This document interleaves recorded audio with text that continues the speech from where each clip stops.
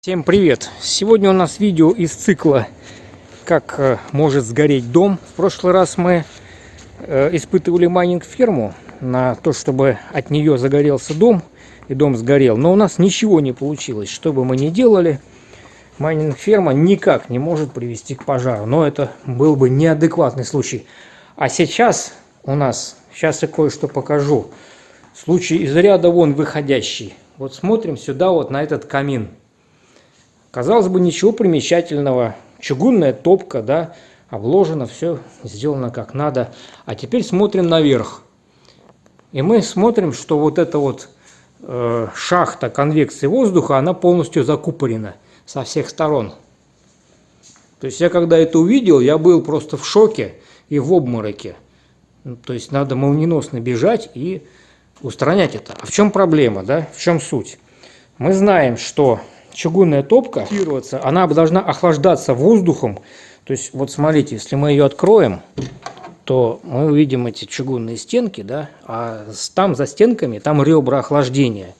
Вот, они должны обязательно охлаждаться. То есть, по всей видимости, воздух заходит вниз и по шахте, нагреваясь от топки, выходит наверх, тем самым отапливая этот зал.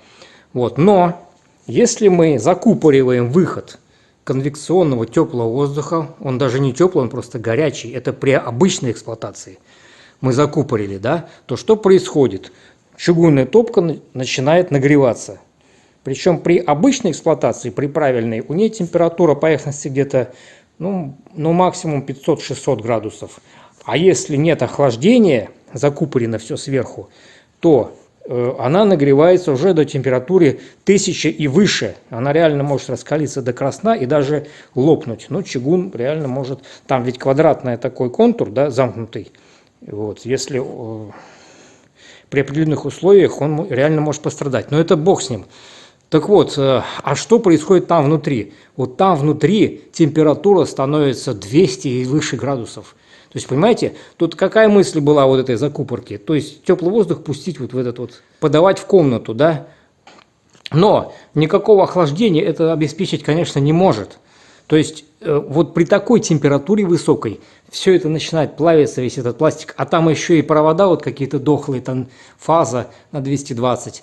Малейшая искра, даже не то, что искра, вот та пыль, которая внутри этого, как бы этой шахты, она воспламеняется от высокой температуры. Это реально может произойти. Ну а дальше все, дело случая. Либо удача, что там эта пыль вспыхнула и дом не загорелся, либо вагонка загорается и все, дому хана. Пойдемте наверх, сейчас откроем эту шахту и посмотрим ее внутри. Стоп, подождите, остановись, сделай стоп-кадр. По поводу то, что там лопнет чугун, как-то я в этом сомневаюсь. Я знаю, что чугун течет при высокой температуре. Да, он может изменить геометрию, но не это важно. Тут важный момент, то, что пыль может вспыхнуть. Вот с этим я абсолютно согласен. Причем, если есть кадры, давайте покажем, да, как вспыхивает пыль. Она вспыхивает просто сама по себе от высокой температуры. И при этом происходит пожар. Вот с этим я абсолютно согласен. То есть происходит именно взрыв пыли. А вот у меня вопрос ко всем. Кто-нибудь знает, при какой температуре происходит взрыв этой пыли? Ну хотя бы примерно. Можете сказать? Хоть кто-нибудь. Ну, понятно, можете не отвечать. Никто не знает. И я тоже не знаю, я сейчас попробую это выяснить хотя бы ориентировочно и вам всем об этом расскажу. И в итоге я вот сейчас посмотрел там в интернете, но пришлось потратить много времени. Знаете, я не могу как бы так определенно ответить на этот вопрос. Очень много нюансов и обстоятельств. Там какая пыль, то сё, влажность всякая. В общем, тут один из основных моментов – это все-таки сам источник огня, это искра. Если ее нет, то зажечь пыль крайне трудно. Но, как мы видим, на вот зерновых предприятиях, где были эти взрывы, да, это происходит. Причем там не такие уж высокие температуры. Тут, скажем так, рандомайз. Нет, ну не рандомайз, все-таки это неправильное выражение. Рандомайз — это датчик случайных чисел. А все-таки роковое стечение обстоятельств, которое может привести к этому.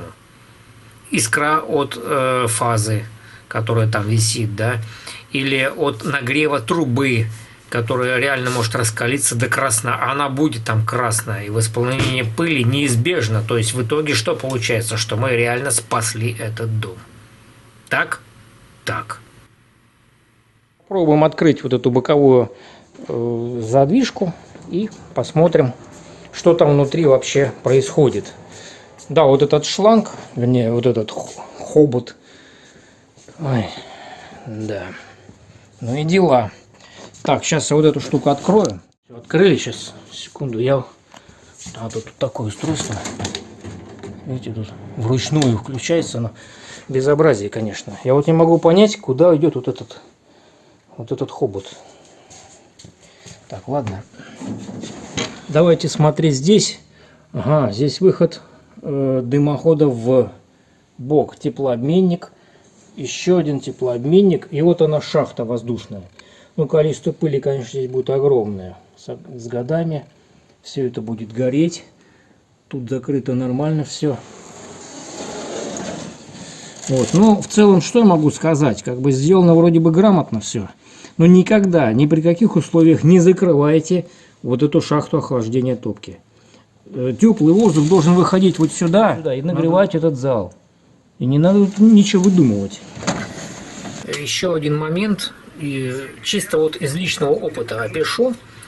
Вот. Я много интересовался этой темой, да, вот особенно прочисткой дымоходов. И вот захожу как-то в магазин и консультанту задаю вопрос. Ну как, что нужно сделать, чтобы забить дымоход сажей?